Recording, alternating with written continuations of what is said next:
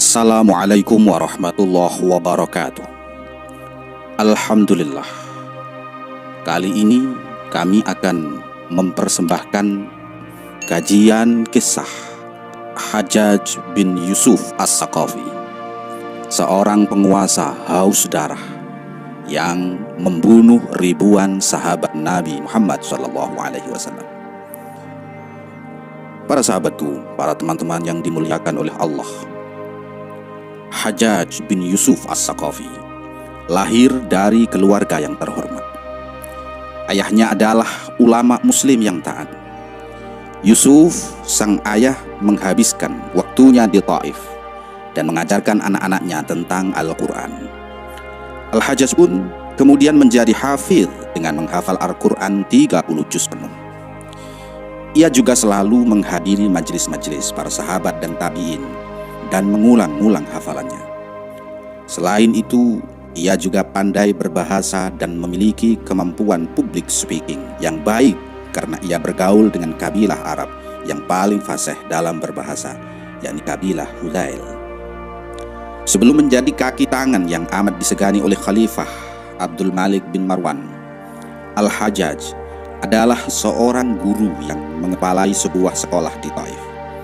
Suatu hari, Khalifah Abdul Malik tiba di Damaskus dan berada di rumah Rauh bin Zinba, salah satu menterinya. Kemudian Abdul Malik mengeluh tentang tentaranya yang kurang sigap pada perintahnya. Rauh bin Zinba kemudian berkata bahwa ia mengenal seseorang yang dapat mengatasi masalah Abdul Malik. Rauh mengenalkan Al-Hajjaj kepada Abdul Malik, dan ia pun kemudian melantik Al-Hajjaj menjadi panglima tentara. Dan benar saja, tentara Abdul Malik bisa lebih disiplin di bawah komando Al-Hajjaj. Kemudian Al-Hajjaj menjadi sangat terkenal setelah ia berhasil memusnahkan pemberontakan Abdullah bin Zubair. Abdullah bin Zubair atau Ibnu Zubair memproklamirkan diri sebagai khalifah di Mekah. Kemudian Abdullah bin Zubair menguasai berbagai wilayah yang sebelumnya merupakan wilayah kekuasaan dinasti Umayyah. Ibnu Zubair melangsungkan kepemimpinannya selama 9 tahun. Sebelum membunuh Abdullah bin Zubair di Mekah, ia juga menjadi salah satu panglima perang saat Khalifah Abdul Malik berangkat ke Irak untuk menumpas Mus'ab bin Zubair demi merebut kembali Irak dari kekuasaan Abdullah bin Zubair.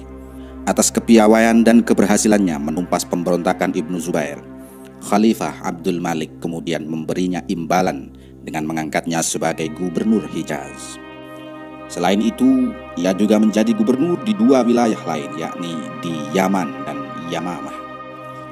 Dalam 2 tahun masanya menjadi gubernur, Al-Hajjaj telah berhasil menstabilkan dan mengatur keamanan di wilayah tersebut yang digoncang berbagai konflik politik dalam beberapa tahun sebelumnya. Kesatuan wilayah dinasti Umayyah bisa dibangun kembali hanya setelah Al-Hajjaj dapat menguasai Makkah. Kemudian Irak kembali digoncang kekacauan. Banyak pemberontakan terjadi di sana dan gubernur yang diangkat Abdul Malik, yakni Bishr bin Marwan, juga wafat. Demi menumpas berbagai pemberontakan itu, Khalifah Abdul Malik bin Marwan mengutus Al-Hajjaj menjadi gubernur di Irak. Dari Hijaz, Al-Hajjaj kemudian berhijrah ke Kufah, Irak pada tahun 75 Hijriah dengan menyiapkan berbagai strategi dan kekuatan. Abdul Malik tidak melihat seorang pun yang dapat dijadikan pimpinan orang Irak kecuali Al-Hajjaj, karena Al-Hajjaj memiliki kekejaman, kekuatan untuk memaksakan kehendak, kekerasan hati, dan keberanian. Sifat-sifat itu dibutuhkan pada saat itu untuk menertibkan penduduk Irak. Al-Hajjaj memasuki Kufah bersama dengan 12 penunggang kuda sebagai pengiring. Kedatangannya di Kufah ini ditandai oleh khutbahnya yang terkenal. Keberadaannya di Irak sebagai gubernur ini kemudian menjadi perjalanan panjang karir Al-Hajjaj bin Yusuf. Al-Hajjaj juga menumpas perlawanan Khawarij yang dipimpin oleh Qatari bin Fuja'ah di Karman, Persia yang sangat getol melawannya. Pasukan ini di kemudian hari dapat dikalahkan Al-Hajjaj. Setelah kekalahan di Karman dan kaum Khawarij ditimpa keretakan solidaritas, tokohnya bernama Syabib Asy-Syaibani lalu menyerang Kufah dan mendudukinya hingga 2 kali selama berjam-jam. Namun dengan bantuan pasukan dari Damaskus, Al-Hajjaj akhirnya dapat mengalahkan pasukan Syabib Asy-Syaibani. Kaum Khawarij telah menyebar di beberapa wilayah di Irak. Mereka kemudian dimasukkan ke dalam penjara. Kelompok lainnya yang melakukan perlawanan pada Al-Hajjaj adalah kelompok Syiah. Kaum Syiah mulai terpecah-pecah sejak kekalahan kaum Tawwabin. Kaum Tawwabin adalah gerakan orang-orang yang bertobat karena telah mengundang Sayyidina Husain bin Ali datang ke Kufah hingga menyebabkan ia terbunuh di Karbala. Gerakan ini merupakan yang menentang dinasti Umayyah. Terhadap kaum Syiah ini, Al-Hajjaj melakukan tekanan yang sangat berat terhadap hidup mereka. Imam Bakir mengatakan mengenai sikap Al-Hajjaj ini bahwa Syiah itu lebih buruk dari dualisme atau ateis. Hal-hal yang berkenaan dengan Syiah adalah sesuatu yang sensitif bagi Al-Hajjaj dan dapat membuatnya geram. Selain dua kaum di atas, aksi perlawanan juga dilakukan oleh Abdullah bin Jarud tahun 75 Hijriah di Basrah. Sebab perlawanan ini adalah karena pada tahun pertama menjadi gubernur Irak, Al-Hajjaj memotong jatah dari Baitul Mal untuk masyarakat Basrah. Namun perlawanan ini dapat dilumpuhkan. Aksi lainnya ialah gerakan yang dipimpin oleh Mutarraf bin Mughirah yang melakukan perlawanan dengan alasan Al-Hajjaj telah menggunakan dana secara tidak jelas, melanggar hukum Allah, kezaliman, dan penyelewengan kekuasaan. Mutarraf dan ayahnya berasal dari keluarga Umayyah yang telah terkena pengaruh kaum Khawarij. Gerakan Mutarraf ini dapat ditumpas pada tahun 77 Hijriah. Setelah berhasil menumpas pemberontakan di provinsi Karman, Al-Hajjaj mulai melakukan ekspansi ke wilayah Sijistan, Afghanistan sekarang. Perluasan wilayah ini di kemudian hari melahirkan pengkhianatan dari panglima pasukannya sendiri, yakni Abdurrahman bin Al-Ash'ath. Al-Hajjaj mengirimnya menjadi panglima lengkap dengan senjata yang canggih pada masanya, baju yang baik, dan perlengkapan logistik yang mendukung, hingga mereka dijuluki sebagai pasukan burung merak. Pasukan ini berangkat ke Sijistan untuk menyerang Raja Radbil, raja bangsa Turki.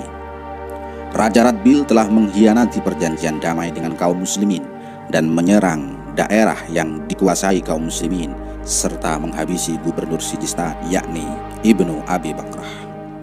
Dalam pertempuran pertama, pasukan Irak yang dipimpin Ibnu Ash'ath meraih kemenangan. Pasukan ini menguasai banyak wilayah di sana. Namun kemudian Ibnu Ash'ath berpikiran untuk menghentikan penyerbuan ke dalam negeri sekaligus dan akan melakukan serbuan yang bertahap di setiap tahun. Ia pun berkoresponden dengan pemimpinnya Al-Hajjaj dengan maksud mengemukakan pendapatnya. Namun pendapat itu ditolak oleh Al-Hajjaj dengan mengatakan bahwa itu adalah sebuah pendapat yang bodoh. Dia mengutus Al-Ash'ath untuk melanjutkan perjalanannya, terus saja perang. Selanjutnya, Abdurrahman bin Al-Ash'ath memberitahu hal ini kepada pasukannya. Ia juga meminta pasukannya untuk berpendapat apakah perintah Al-Hajjaj ini harus dipatuhi atau tidak. Sebagaimana yang telah kami kemukakan bahwa sudah watak orang-orang Irak yang pelin-pelan selalu membuat huru-hara. Bagi mereka Al-Hajjaj adalah musuh. Maka mereka mengatakan bahwa perintah Al-Hajjaj itu tidak perlu dipatuhi.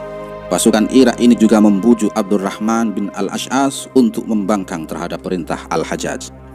Mereka pun mengatakan sebuah janji bahwa akan mematuhi segala perintah Abdurrahman dan taat kepadanya, serta akan berada di belakangnya di setiap langkah. Al-Hajjaj kemudian menghadapi pengkhianatan dan pemberontakan dari pasukan yang dia siapkan sendiri. Perlawanan dari Ibnul Ash'ath ini cukup besar dan membuat pasukan dinasti Umayyah kewalahan. Ibnul Ash'ath berhasil meraih kemenangan dan menguasai Basrah pada tahun 81 Hijriah dan Kufah di tahun 82 Hijriah. Setelah ini kemudian terjadi berbagai pertempuran di tahun 83-nya yang berlangsung selama kurang lebih 100 hari. Perang ini terjadi di tempat yang dikenal dengan nama Darul Jamajim. Khalifah Abdul Malik bin Marwan terus mengirimkan pasukannya untuk membantu Al-Hajjaj sampai mendapat kemenangan. Al-Hajjaj juga meraih kemenangan melawan sisa-sisa pasukan Ibnul Ash'ath dalam pertempuran-pertempuran di Maskin. Pengkhianatan dan pemberontakan dari Abdurrahman bin Al-Ash'ath ini menyebabkan perang yang besar dan mengakibatkan banyak bangsawan-bangsawan Irak terbunuh. Al-Hajjaj begitu banyak membunuh orang dalam pertempuran di Darul Jamajim dan Maskin ini. Dengan begitu, Kekacauan dan pemberontakan di Irak jadi sangat berkurang. Sementara itu, Abdurrahman bin Al-Ash yang kalah perang kabur dari sana dan meminta perlindungan dari Raja Radbil. Mengenai penumpasan pemberontakan oleh Al-Hajjaj, ia telah mengorbankan banyak nyawa. Ia Al-Hajjaj amat brutal dalam menghadapi orang-orang yang membangkang. Korban nyawa atas berbagai perang yang terjadi di Irak lebih dari 120.000 orang. Hampir 50.000 pria dan 30.000 wanita. Sebagian diantaranya masih tergolong pemuda. Ia juga membantai murid, pengikut, dan pendukung Rasulullah yang tak terhitung jumlahnya. Atau bisa dikatakan ia juga membantai ribuan sahabat Nabi. Setelah ia meninggal, masih ada 80.000 bangkai manusia yang telah membusuk di berbagai penjaranya. Selain karir di bidang militernya, Al-Hajjaj juga menjadi gubernur yang melakukan banyak perbaikan yang sangat bermanfaat. Ia juga membangun kota yang bernama Wasit. Kota ini terletak hampir persis di tengah-tengah antara Basrah dan Kufah. Ia menjadikan kota ini sebagai pusat pemerintahannya dan sebagai markas tentara-tentara Syam. Setelah dihantam berbagai pertempuran yang mengakibatkan porak-poranda, ia memperbaiki saluran-saluran air yang mengalirkan air dari sungai Tigris dan Yufrat jauh ke pelosok-pelosok negeri. Al-Hajjaj juga memperbaiki bendungan-bendungan air untuk kepentingan penyuburan tanah. Ia juga membatasi perpindahan penduduk dari desa ke kota untuk meningkatkan hasil pertanian karena orang-orang desa berbondong-bondong meninggalkan desanya dan pergi ke kota untuk menghindari pajak. Ia juga membangun perniagaan yang baik dengan membetulkan sistem keuangan dan sistem alat ukuran dan takaran. Dan sebagaimana disebutkan di atas, bahwa sebelum berkarir menjadi panglima perang dan gubernur, Al-Hajjaj adalah seorang hafidz Quran dan seorang guru. Maka dia pun tidak melupakan kepeduliannya terhadap pendidikan Al-Quran. Dia berjasa menyempurnakan tulisan mushaf Al-Quran dengan menambah titik-titik pada huruf-huruf tertentu. Al-Hajjaj adalah sosok pemimpin yang kontroversial. Di samping prestasi-prestasi yang diraihnya, ia juga telah mengorbankan banyak nyawa. Namun, tetap saja kita tidak dapat menolak bahwa Al-Hajjaj adalah man of the match dalam setiap perang yang dijalani oleh pasukan dinasti Umayyah untuk mempertahankan kekuasaannya. Mengenai ini, Khalifah Abdul Malik berkomentar tentangnya dengan berkata kepada anak-anaknya, "Hajjajlah yang telah membantu kita mencapai tahta ini." Juru tulis Al-Hajjaj, Yazid bin Abi Muslim berkata bahwa dia Al-Hajjaj telah menyerahkan semua pemikiran dan upayanya untuk melayani Bani Umayyah. Selain menjadi tokoh penting pada masa Khalifah Abdul Malik bin Marwan, Hajjaj juga merupakan tokoh yang disegani oleh Khalifah Al-Walid bin Abdul Malik, putra Khalifah Abdul Malik. Sebelum meninggal, Abdul Malik bin Marwan pernah berwasiat kepada anaknya yang bernama Al-Walid. Wasiat itu menggambarkan kedudukan Al-Hajjaj dalam kerajaan Bani Umayyah. Abdul Malik menyerukan kepada anaknya untuk memuliakan Al-Hajjaj, karena Al-Hajjaj lah kerajaan telah menjadi kokoh. Abdul Malik juga mengatakan bahwa Al-Hajjaj adalah pedang dan tangan bagi Al-Walid dan meminta Al-Walid untuk tidak mendengar fitnah orang tentang Al-Hajjaj, karena Al-Walid lebih memerlukan Al-Hajjaj lebih dari Al-Hajjaj memerlukan Al-Walid. Al-Hajjaj adalah sosok yang penting bagi dua khalifah, Abdul Malik bin Marwan dan anaknya Al-Walid bin Abdul Malik. Abdul Malik disebut sebagai bapak para raja karena 4 orang putranya menjadi khalifah setelahnya. Salah satunya selain Al-Walid adalah Sulaiman bin Abdul Malik. Mengenai Sulaiman ini, Al-Walid pernah berencana untuk memecatnya dari jabatan putra mahkota dan akan menggantikannya dengan putranya. Salah satu pembesar yang mendukung keputusan ini adalah Al-Hajjaj bin Yusuf. Oleh karena itu Sulaiman bersikap kurang baik terhadapnya dan keluarganya. Ia pernah bertanya pada Yazid bin Abi Muslim, "Menurut pendapatmu, apakah Al-Hajjaj nanti ditempatkan di neraka Jahim?" Abu Muslim menjawab, "Wahai Amirul Mukminin, janganlah Tuan berkata begitu tentang Al-Hajjaj. Dia berada di sebelah kanan ayah Tuan dan di sebelah kiri saudara Tuan. Di mana mereka berada, di sana pula Al-Hajjaj. Kalau mereka di neraka, ya Al-Hajjaj ikut di neraka. Kalau mereka di surga, Al-Hajjaj juga ikut di surga." Begitu pula dengan Khalifah Umar bin Abdul Aziz.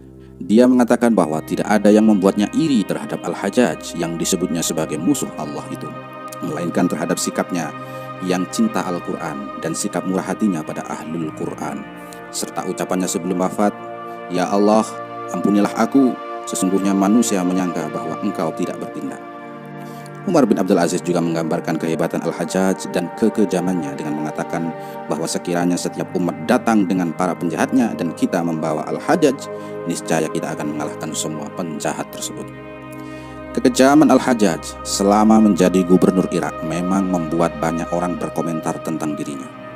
Ulama Amir bin Shurahbil Asy-Syabi berkata bahwa Al-Hajjaj adalah seorang kafir. Beliau mengatakan bahwa Al-Hajjaj beriman dengan kejahatan yang tagut serta kafir terhadap Allah Al-Azim. Bahkan kematian Al-Hajjaj dianggap sebagai kegembiraan bagi sebagian ulama.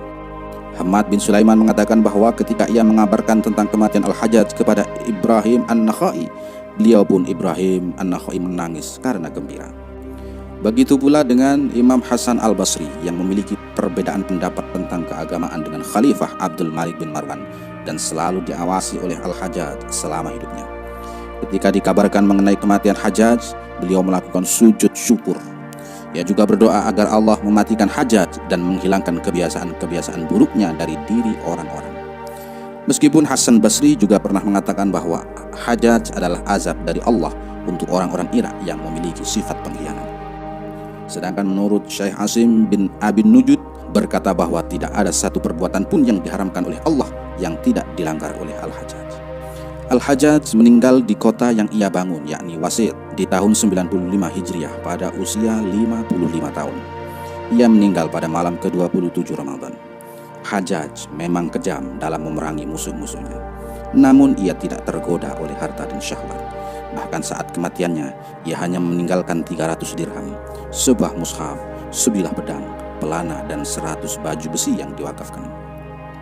Ketika sebagian orang bergembira atas kematian Al-Hajjaj, para panglima perangnya justru sangat terpukul.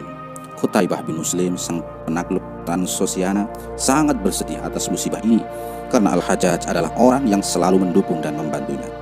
Al-Walid pun bahkan ikut berbelasungkawa kepada Qutaibah dan memberinya motivasi sehingga ia kemudian melanjutkan misi memperluas wilayah penaklukan setelah sesaat berhenti karena mendengar kematian Al-Hajjaj. Hal yang sama juga dirasakan oleh Panglima Muhammad bin Al-Qasim, sang penakluk negeri Sind. Beberapa ahli sejarah mencaci maki Al-Hajjaj karena kekejaman dan keborosannya dalam meneteskan darah korbannya. Bahkan Imam Al-Maududi menjulukinya sebagai manusia teror. Namun ada pula ahli-ahli sejarah yang berusaha mencari-cari alasan untuk memaafkannya, mengingat keadaan bahwa Irak selalu ditimpa kekacauan yang tak henti-hentinya. Sejarah negeri Irak telah menunjukkan bahwa negeri itu tidak mengenal ketentraman dan rasa aman kecuali jika dikuasai oleh pemimpin dengan kepemimpinan yang keras. Wallahu a'lam. Wassalamualaikum warahmatullahi wabarakatuh.